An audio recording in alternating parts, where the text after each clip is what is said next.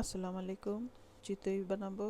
এখানে বাসমতি চাল আর সিদ্ধ চালটা নিয়ে ভিজিয়ে রেখেছিলাম ওভারনাইট।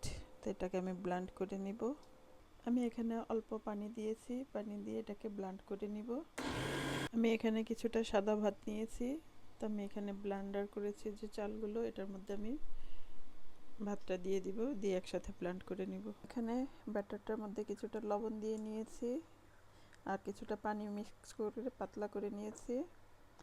তো একটা জগের মধ্যে নিয়েছি আর এখানে আমি পিঠার তাওয়াটাকে একটু তেল আর পানি দিয়ে গরম করে নিয়েছি, বেশ গরম।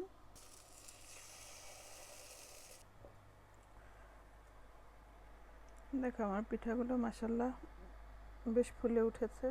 আমার পিঠাগুলো হয়ে গিয়েছে। আমি এখন একটা একটা করে তুলে নিব, একটু উল্টে দিব।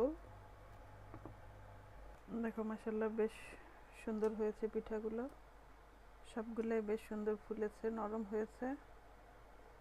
দেখো দেখো